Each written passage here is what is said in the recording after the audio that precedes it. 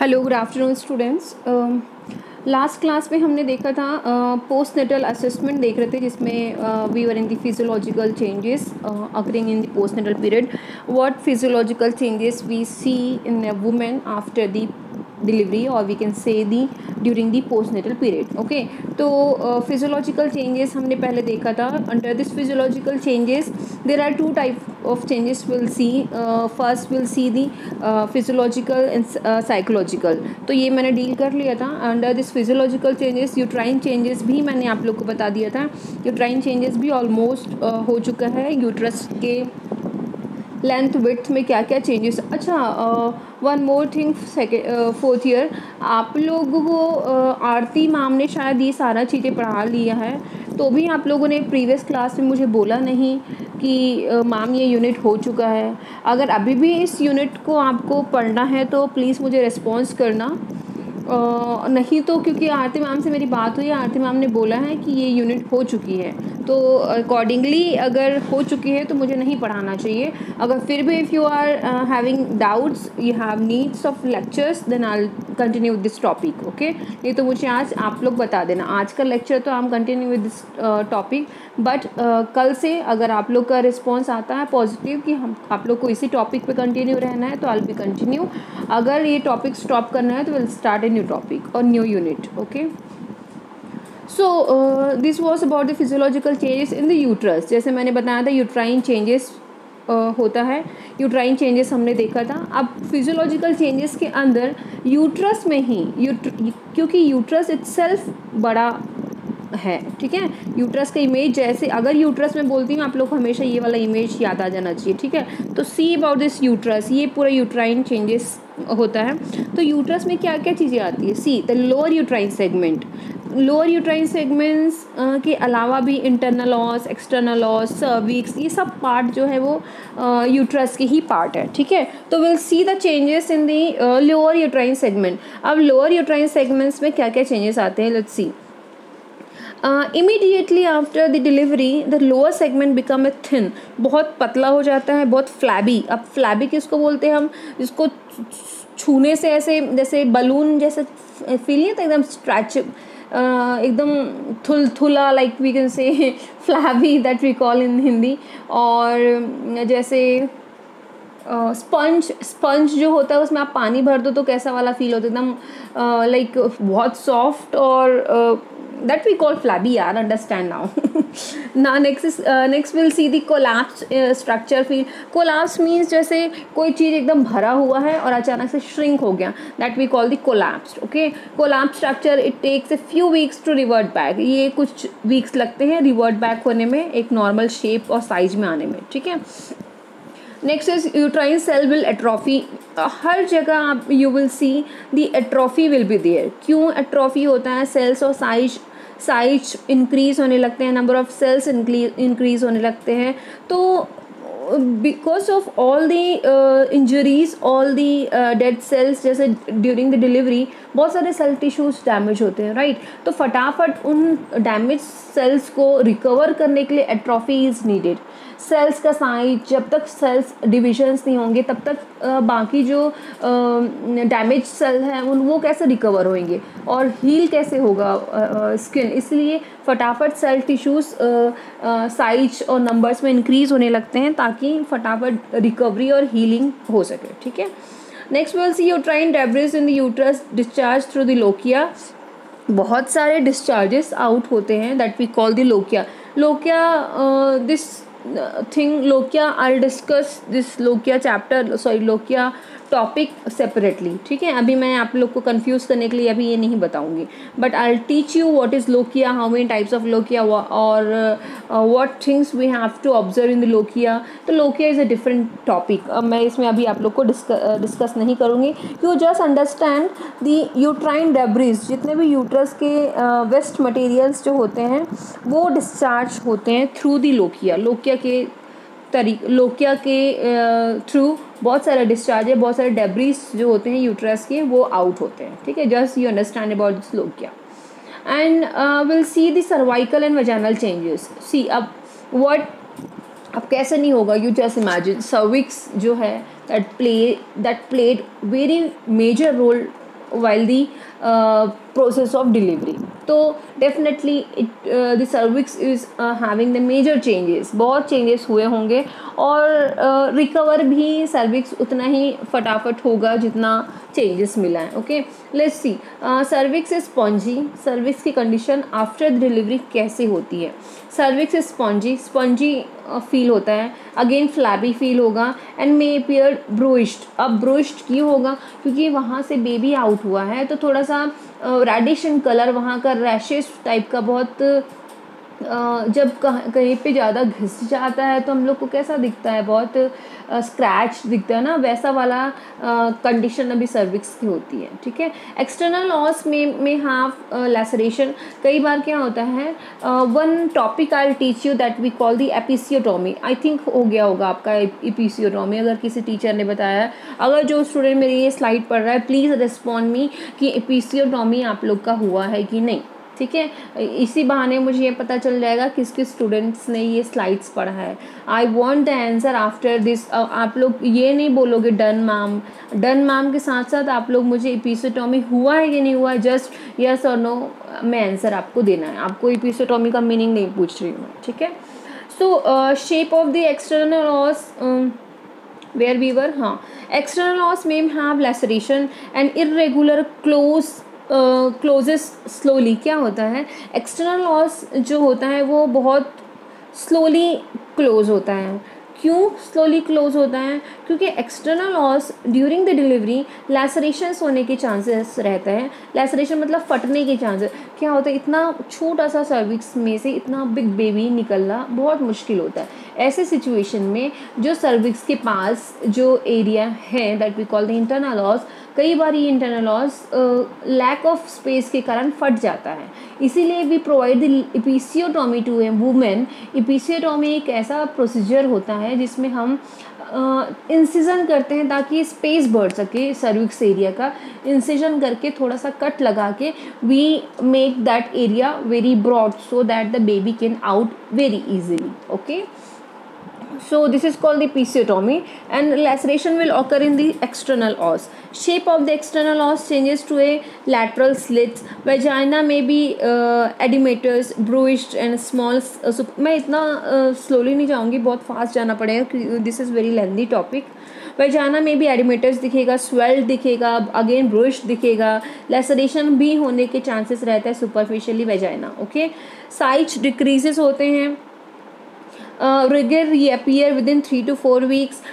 Returns to pre-pregnant state by 6. Every organs, चाहे हम vagina देखें, चाहे सर्विक्स देखें, चाहे हम एक्सटर्नल लॉस देखें, any of the organ will revert back till the 6 weeks. ठीक है. 6 weeks तक revert back हो जाते हैं. Now is abdominal and breast changes. Abdominal, see the imagine the condition of abdomen. कैसे होगा? एब्डोमेन इतना बढ़ा हुआ था, मतलब बहुत प्रोट्रूडेड एब्डोमेन था, इतना बड़ा एब्डोमेन था, अचानक से श्रिंक हो चुका है, सिकुड़ गया है. तो what would be the condition of, just imagine that balloon, air filled balloon और water filled balloon. The condition after removing of that air और that water, what would be the condition of that balloon will be the same condition of abdomen. Okay. तो क्या क्या feel होगा? Loose and flabby, बहुत loose होगा, बहुत flabby feel होगा और एक्सरसाइजेस से ही but will respond to exercise. लेकिन अगर वुमेन एक्सरसाइजेस करती है तो डेफिनेटली एब्डोमेन है वो टाइट, वापस पहले जैसे टाइट, फ्लैबी नहीं होगा, टाइट होगा, लूज होगा, स्किन नॉर्मल हो जाएगा. Uterine ligament will gradually return to their pre pregnant state. Striae will take a different colour based on the mother skin colour. मैंने आप लोग को बताया था striae gravidarum, striae albicans. And one more thing I teach you, linea nigra. This stretch marks will slowly disappear और mothers के skin के जैसे दिखने लगेगा.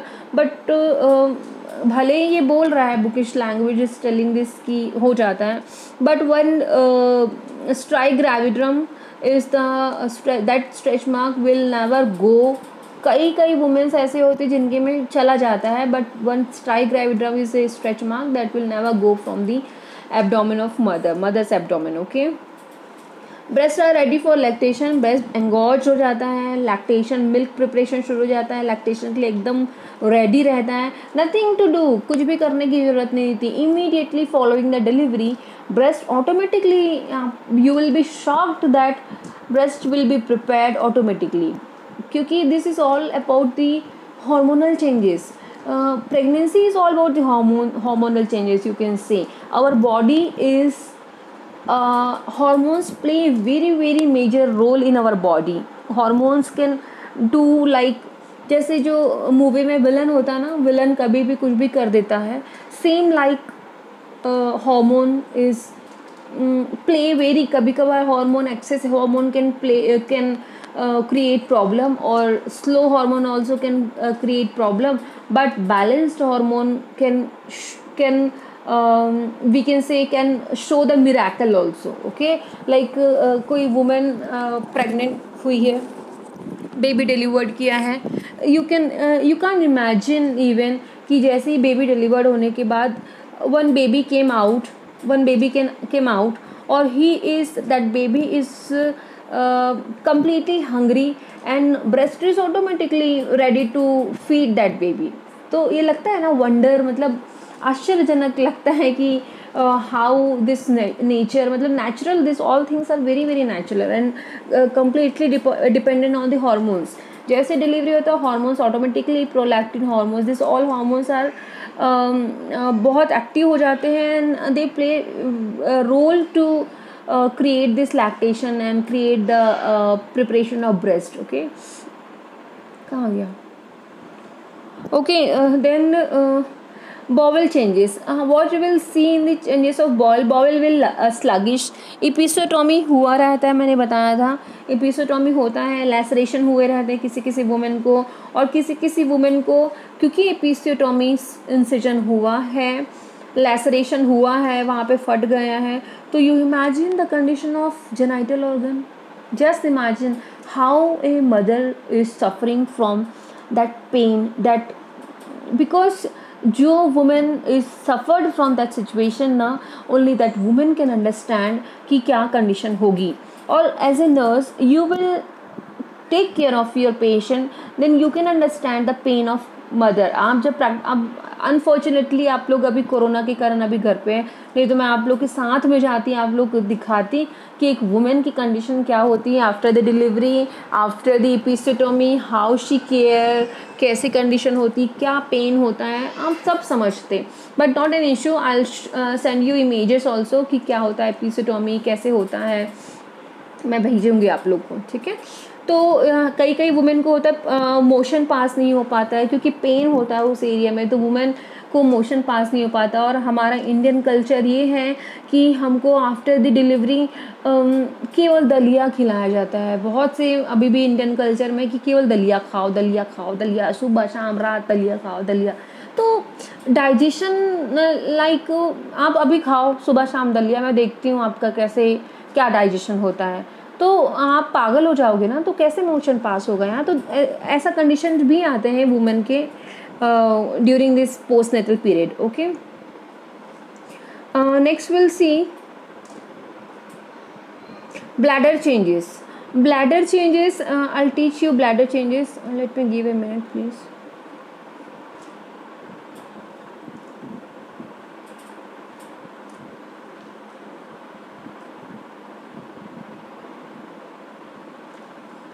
Give me fast your attendance. Now in front of you all it is happening.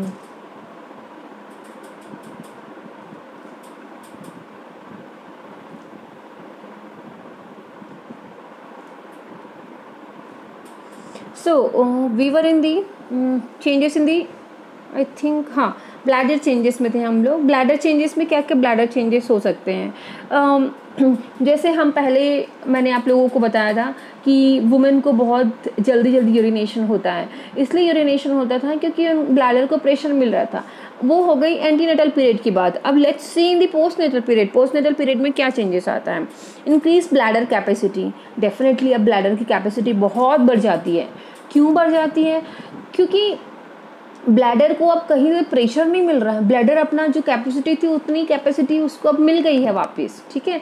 तो क्या होता है, ब्लैडर की कैपेसिटी बढ़ जाने के कारण वुमेन को कई बार तो 12 आवर्स, कई बार 18 आवर्स में भी यूरिनेशन फील नहीं होता है और कंप्लीट ब्लैडर जो होता है वो फुल रहता है, बट वुमेन को यूरिनेशन फील नहीं होता है। अगर आपके घर में कोई चाची, भाभी, मामी कोई होगी ना, तो आप उनसे पूछना, या फिर अब इस सिचुएशन में भी अगर कोई होगी तो आप ऑब्जर्व करना कि डिलीवरी के बाद वुमेन को यूरिनेशन ही फील नहीं होता है। दिस इज़ वेरी शॉकिंग, क्योंकि ब्लैडर का जो स्पेस है, कैपेसिटी वो बढ़ जाती है, तो यूरिन कलेक्ट होना शुरू हो जाता है। तो इस सिचुएशन में वुमेन को फील नहीं होता है क्योंकि कैपेसिटी बढ़ गई है, right.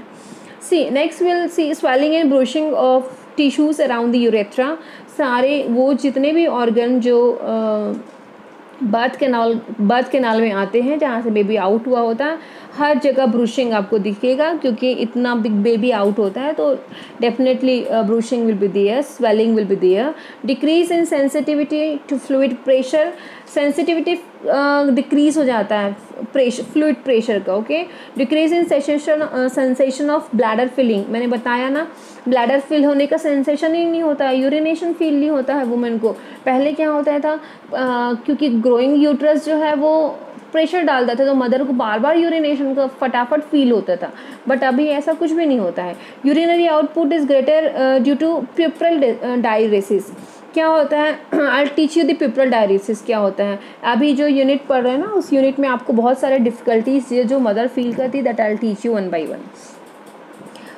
Urinary output greater due to, urinary output बढ़ जाता है, इसलिए बढ़ जाता है क्योंकि वुमेन का जब मदर प्रेग्नेंट थी उस टाइम पे वुमेन बार बार यूरिन पास करती थी, और अभी भी यूरिन वुमेन को उतना है, but because of capacity only the women is not able to go. But अगर वो 12 आवर्स 18 आवर्स में जाती है तो women will pass out that same amount of urine, okay. Increased chance of infection due to dilated ureters and renal pelvis. Ureters dilate हो चुके होते हैं, इसलिए there is a chance to have the infection also. Changes in the vital sign. Vital sign में सबसे पहले changes दिखता है 4th year. Keep in mind, जैसे ही डिलीवरी होता है बेबी का तो मदर बहुत एग्जॉस्ट हो जाती है, बहुत एग्जॉस्ट। मदर का टेम्परेचर, मदर का बीपी, मदर का हार्ट रेट, मतलब एवरीथिंग लाइक इंक्रीज हो जाता है। लेट्स सी क्या क्या इंक्रीज होता है, कैसे इंक्रीज। टेम्परेचर में भी elevated to 38 degree for up to 24 hours. 24 घंटे के लिए मदर का जो टेम्परेचर है वो 1 डिग्री इंक्रीज हो जाता है, ओके। 37 से 38 डिग्री हो जाता है जस्ट फॉर 24 आवर्स, 24 घंटे के लिए, एक दिन के लिए। क्यों होता है?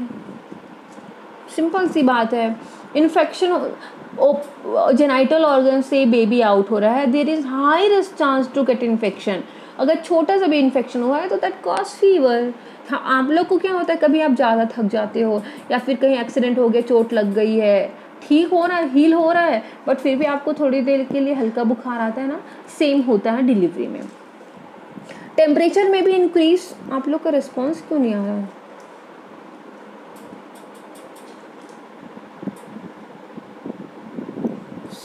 See only this students again. 1 Garima, Sheetal, Sheryl, Aarti, Ram and Muskan waiting for Seema, okay. Yeah, then temperature may be increased for 24 hours after the milk comes. जैसे मिल्क आता है उस टाइम पे भी इंक्रीज़ हो जाता है टेम्परेचर थोड़ा सा। BP rises early and then return to the normal. BP अचानक से रेज होता है फिर ऑटोमेटिकली नॉर्मल हो जाता है। Bradycardia occur during the first 6 to 10 days. Bradycardia क्यों होता है? ब्रेडिकार्डिया इसलिए होता है क्योंकि वुमेन तो काम डाउन हो चुकी है ना, बेबी आउट हो चुका है, she is completely calm down, okay, but her condition is like, अब उसको लगेगा डर, अब उसको लगेगा how I care for my baby. Mother को अब रेस्ट नहीं मिलेगा, जो अटेंशन मदर को मिलता था prior to delivery during the antenatal period, अब वो मदर को नहीं मिलता है इन आवर इंडियन कल्चर। इसीलिए mother will feel like bradycardia, बहुत थकान थकान वुमन को लगेगा. Continue, she will breastfeed her baby, she will completely engage in take care of her baby, तो she will feel like चक्कर आना, weakness, this all will suffer a woman after the delivery. Changes in lab values, lab values में भी changes दिखते हैं यहाँ पर. Will go fastly. Non pathogenic leukocytosis occur in the early postpartum period. Blood loss averages 200 to 500 ml. Plasma level, platelets level, you can read. बढ़ रही हूँ मैं आगे. Next we'll see the weight changes. It's almost 20 minutes. In the weight changes, we'll see initially weight loss will be 10 to 12 lbs. Okay, 10 to 12 lbs बहुत ही मतलब कई women ऐसे होते हैं जिनको 11 to 12 kg इंक्रीज होता है. और this 11 to 12 kg is not only the baby is only for max 3.5 kg. placenta is there, lots of fluid is there, lots of material inside the uterus is there, और lochia is there. मैं अभी lochia बताऊंगी क्या है. मतलब this all are the things which increase the level of increase the weight of a mother. तो वो loss हो जाता है 10 to 12 lbs. Okay, postpartum diuresis cause A loss of 5 lbs.